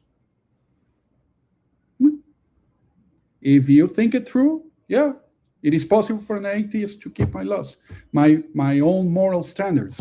So I don't have the urge to convince anyone, you know? And I don't want to come into battles with people like, oh, you don't believe. Come on. I went out of Christianity. What is? That's my major triumph. That's it. You know, for me, at the present time, I came out of a bleak view of things. I have a more direct relationship with that I consider a creator, a God, and that's it. I don't have the urge to convince anyone. Yeah. And you found, do you feel like you're, oh, sorry, go ahead. No, tell me. No, I was just going to say, it feels, you know, you mentioned many times that, you know, you enjoyed Christianity and you believed it. I mean, obviously you really believed it. Definitely. You had to leave kicking and screaming. Okay. I was scratching till the end. I was hanging on. Yeah. So I kind of wanted to get where you're at now that you've left that package of Christianity. Do you feel like, I'm not going to say, oh my God, life's unbelievably better, but do you feel a little more freedom from not having to have these particular doctrines, the belief in hell, a lot of those ideas that come with Christianity? Do you feel better now that you don't have that idea? Yeah, of course it has happened time. What I'm telling you is what I recall. It's been, let me tell you, 9 years since I deconverted. So it's been 9. So I got 9 years out of Christianity. I got some way. Yeah. So it took some time, right? Yeah. So I was at Romans. I fought for it, MMC. I did my best. I went to YouTube trying to beat the opposing views and this, and I said to myself, with all this lofty knowledge, with this philosophical pedigree that you have, you are going to beat those guys. Yeah? You're going to beat them. Put that YouTube on. Okay? Boom. Tovia Singer. Oh, man. Okay. Oh, man. So I said to defeat him, of course, in my screen. Yeah, of course. All right. Oh, man, he was a good fighter. Not even with my utmost far-fetched interstellar explanations I could defeat him. You know, I was listening to myself trying to defeat him, and I couldn't believe myself. Okay, so if you don't mind, I want to make this interactive because this is good. We're getting to an interesting point of your story. Now, for those who might be watching and go, yeah, but he's a rabbi. I get that because that's important in understanding what's happening here. Yeah. The foundation underneath the New Testament, as the Orthodox Christians understand it, is the Hebrew Bible or the Old Testament. And he has his mind wrapped around the Old Testament. So whether you believe or not, and you're watching this is why Justin from Deconstruction Zone, I'm speaking, you may not know who he is, but I'm speaking of a friend of mine. He constantly points out how the New Testament spiritualizes a real physical land promise into being, a spiritual heavenly one, or they constantly change what an original context means and make it mean something completely different in the new. Well, Rabbi Tovia Singer sees that, and the foundation is the Old Testament. And so when you get to the new and you see it's like oil and water, it doesn't mix. It doesn't mix. Then he really notices that, and he can really get you. And I see it too, because I'm like, but I don't accept the Old Testament either, right? But I see if you do, you're forced to deal with a problem. You know what I mean? It is, man. The thing is, he knows both turfs very well. This is unique. He knows both. I mean, he knows more New Testament, I'm sure, than a lot of New Testament scholars. He knows his way through the New Testament. He knows it to the very fine details. So he can contrast and attack it based on his own conceptions within Old Testament. So I tried to defeat him, right? I lost. Okay? I lost. I'm going to tell him when I see him, it's like, yeah. So the thing is,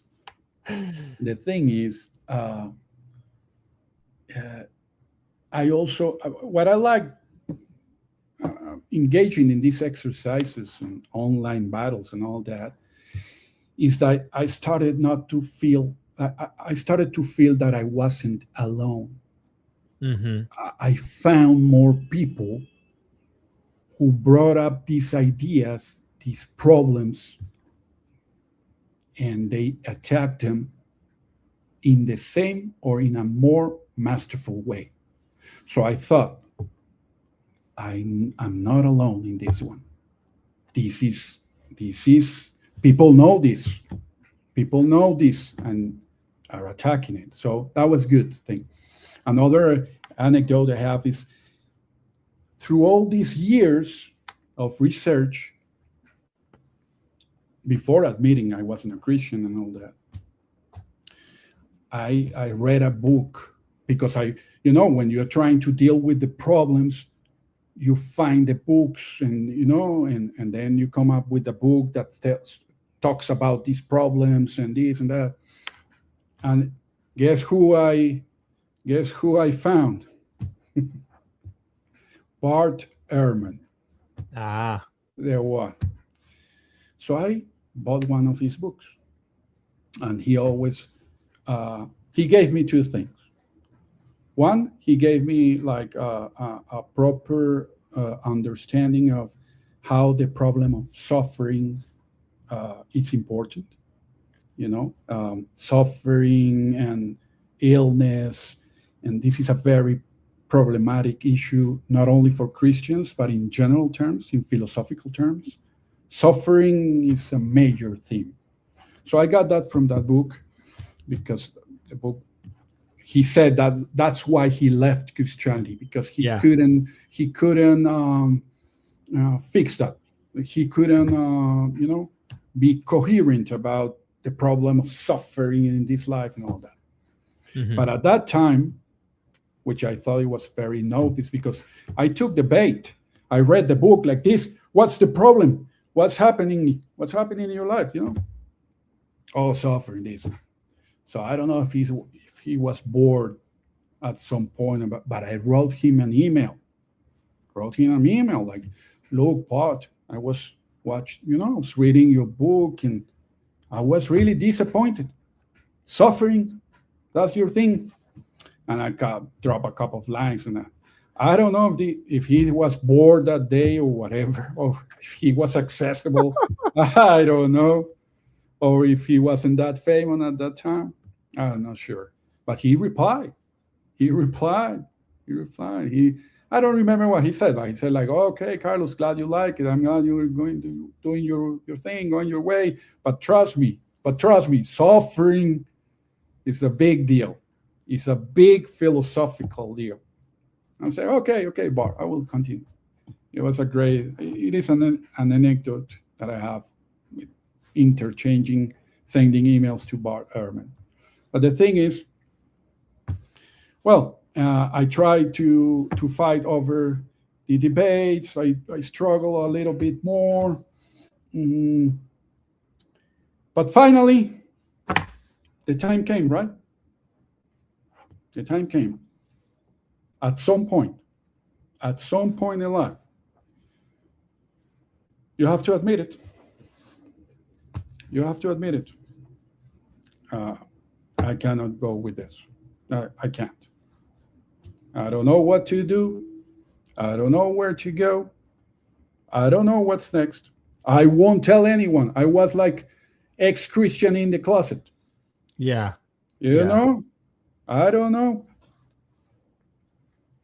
Kept going to church for some years or a year, and then the COVID stuff came and things like that. But definitely there's a time when you say this can be, and there's a major distinction to be made that I always like reflected upon or thought about it like this. Look, if Christianity just started up from zero, let's say Paul had a vision. The vision said that Christ was the Savior and all that. And from that point on, a lot of interpretation, church fathers, this, that, millennia, centuries, and you created Christianity, right? Then we wouldn't be having this conversation. I'll tell you why. It wasn't based on anything previous. It didn't lay a foundation of previous concepts directly. That's the main problem of the doctrinal basis of Christianity. It is based, its foundations are referenced to Old Testament verses. And right. That's the Achilles. That's the problem. Yeah. That's the problem. You're saying problem. if Marcion, which this gets into the weeds, but like you're saying that if Christianity didn't try to connect itself, like by quoting scripture to act like it was using, but it butchered those quotes. It changed the meaning of those texts to make it mean this. You wouldn't see so much of a problem. You'd go, well, it's its own religion. It's its own thing. But because it has too much baggage from the Old Testament, it creates a problem. It creates a major problem that you can identify, pinpoint, and attack. That's the problem. And all they do is say, that's double fulfillment, though. It had a, every excuse under the book will make, you've heard it all, I'm sure. But the thing is, they could have borrowed some philosophical structure, concepts. They could have borrowed from Greece. They could have borrowed, they did. They could have borrowed from the Jewish. They could have borrowed from, I don't know. But not precise scripture, not precise verses. That's a weak point. That's the weakest link. The weakest link is there. Because then you can find why was it like that? Simple. Nowadays, you and me are very used to books. I can see your books behind you. Yeah. You have a whole library. You have a whole library in your computer. Yeah. You even have a local library in your city. Mm-hmm. You have access to thousands, millions of books, and you are literate. You can read them. Yes. Not in the time of Paul. That Right. wasn't the case. I agree That with you. wasn't the I agree. case. Nobody could do what we are doing right now at that time. And not even at that time. In many centuries after, I think even up to the invention of the press, or the printing press. Yeah. Printing press.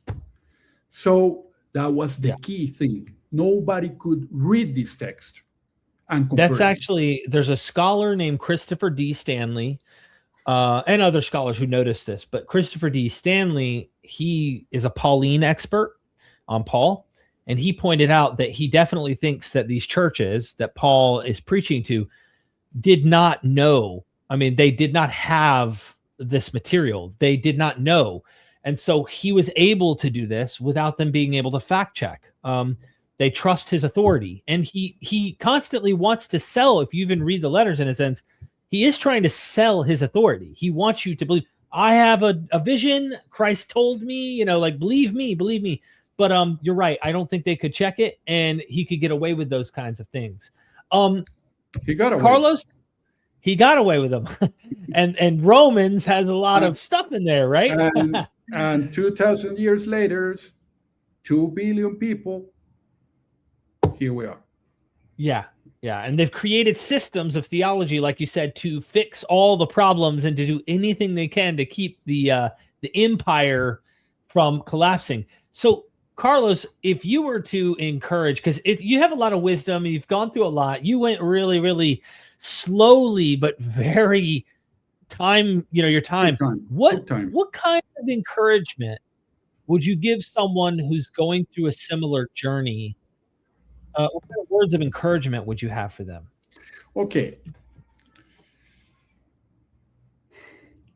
You can go my way, but my way is going to take years. And I know that in this time, people don't like that. People don't like years. People don't like taking time. But I'll mention it. And then I'll give you a fast track. Okay? I'm not very fond of the fast track, but there it is. Okay? My way. It's going to take years. You need an order, preferably chronological order, in which you read the Bible, cover to cover, completely. After a while, certain things are going to get stuck in here, especially when you notice big, like lofty doctrinal stuff. It gets stuck. You don't plan it, but it will after a while. And then, after some years, these things that are sitting here, stuck in here, when you're reading the New Testament, when you're going through the New Testament, and I can give you an example, the best example that I came with in my journey, I can show you that one. But when you get to those points, you start noticing that they don't match. They are misquoted, they are corrupted, they are misused. The meaning that was conveyed in the Old Testament is not the same as it is used in the New Testament. The words might be similar, or the same words, the same phrase, the same phrase, but the meaning, it is out of context. It is not what it was used for. So, like, out of Egypt I have called my son, and you're like, we know that's about Exodus. That's about Israel. Jacob. Add 1,000 more, and 1,000 right, more. And 1,000 more. Right, gotcha. Yeah, exactly. So you must go in order, right? And then you must go and Take some years and you will see it. With time and effort, you will see these contradictions. You will see contradictions within the New Testament also. It's not only regarding, the Old Testament, also the New Testament. You can see the contradictions in there also. And you will say, this cannot be. This is not. You can go through the same struggle trying to buy commentaries, Christian commentaries, just to see that they agree with the problem that you are seeing. Like, they are not giving like a proper solution. They are like, yeah, you're right. That ending of Mark, yeah, we know it's fake. Come on, man. What are you talking about? So you will find all this. And this is very important. In my journey, look, this is very important. I was alone in this. I can tell you of different good things that I found in my journey, and that after I was deconverted became good influences in me, but they didn't influence me to be deconverted. Right. I alone. This is very important, because people get very defensive when someone tells, like, look, the ending of Mark and this, and out of Egypt, that's not the child, and people are, there's another human being telling you this. But if you find it yourself, if you find it alone for yourself at home, you reading, researching with a commentary or several, and you convince yourself, oh man, that's hard, but that's the way to go. Wow. That's the way. Yourself. Do it yourself. Now, just to mention the fast track, you can buy some books. There's some books with a collection of contradictions. There's some books with just one contradiction they like to focus on. Go buy them, and then research just those for yourself for a little while, and that's it. You're out of Christianity in 1 year. In 1 year. That's the fast track. But the thing is, I prefer the lonely path. I prefer the slowly path, that it will really be shown onto you. Like, you really will see it for yourself. Nobody's going to tell you. I think you're right about that, because I think everyone needs to process what's happening very slowly. I don't think instant is a good idea, because some people don't know how to, this is their identity. And so you don't change your identity overnight, and they need to know that the grass is greener, that it's okay. Your life is not going to fall apart, that, all those things take time to process, to realize that I was scared, but, and find their own path, like they don't have to go down, be like me or be like you or whoever. But, yeah, I think taking time is safer and better for anyone to process, especially existential life identity issues should take a little time. Definitely. I think you need time to digest. You need time. It's going to take time. It's going to be painful. It was very painful and hard for me to lose my identity as a Christian, to become, and I don't know what, what should I do now? What should I do now? Where should I go? And that's the next part of the story, right? That's the next part of the story. Yeah, and that story is still going for Carlos. And I love that. I love that you're on a journey, Carlos. And I hope that more people watching will, relate in some way. Maybe they have a story they want to tell at some point, and they can fill us in on their own experiences and stuff. I really appreciate you having the courage and taking the time to join me for this live stream and to talk to everybody and show some personal life, and all that you did. Thank you so much. Is there any final words you'd want to say to anyone out there? Okay, no, first of all, Thank you, Derek, for letting me share this. I really hope, and please let me know if in the commentaries. I really hope that it might be of some help to someone out there uh, going through the same. As I told you, it's not an easy thing. It's quite hard, and it will feel me just to be a helping one, a helping hand to someone. Like they can relate and think, okay, I'm not alone. There's someone out there who did the same, and he's fine. He's fine. That's my main motive for this. I hope that people can make it a useful thing. The thing is where I am. Okay, I've seen your shows. I've seen them all, and I know that a lot of people who deconvert, they don't land in the same spot, right?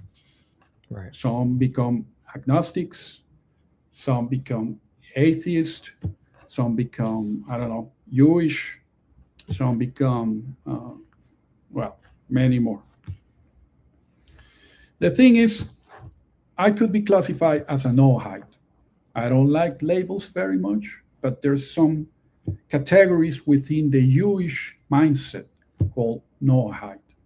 Noahide, or righteous of the nation, which basically you go and you abide by basic moral laws, like basic ones, and that's the best way to live your life now, which is very important.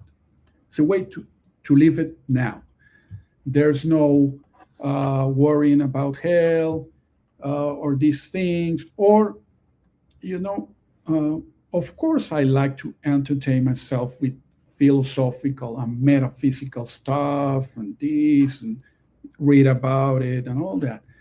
But what I found about the Noahide, or the uh, righteous of the nations path, is that mainly it has to do with the here and now. So I like to be very practical about it. I don't go proselytizing. I don't go being an apologist. But if people ask, I will tell them, look, I abide by these basic moral laws. Uh, we don't get too much in deep, like if you don't want to, about the afterlife uh, and this and that. Even if you are an atheist, maybe you could, you know, at some point, at the very core, you could be complying or keeping the same laws as me, because these are very basic. Many of them are inside the legal codes of the countries. And most of all, the Noahide, or righteous of the nation's path, is not a religion.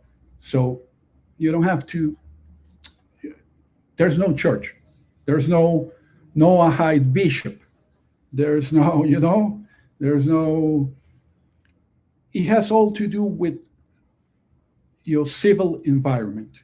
It has all to do with being a good community element. It has to do with all that, mainly. That's where am I? I am now. That's where I landed, and I still read. I still watch shows of people with different opinions, and I understand the different views, and I have no problem with it. I'm okay. That's where I'm standing right now, and I'll continue to with my journey. The next step I'm taking would be, I'm reading a little bit of primordial traditions, uh, maybe some Kabbalist works I like, things like that. But it's mainly my intellectual curiosity which led me to it. That's it. Ladies and gentlemen, Carlos, you got to hear his story. Thank you so much, Carlos. I hope everybody watching likes, shares this with a friend, subscribes to the channel, drops a comment, especially after the live stream to help the algorithm, and considers becoming part of the community of what we're doing here at MythVision. I hope this has been helpful for someone out there. Again, Carlos, thank you so much, my friend. Thank you, Derek. You have a friend here in Colombia, and I hope to someday meet you in person and we can have a good cup of coffee. Thanks, bro.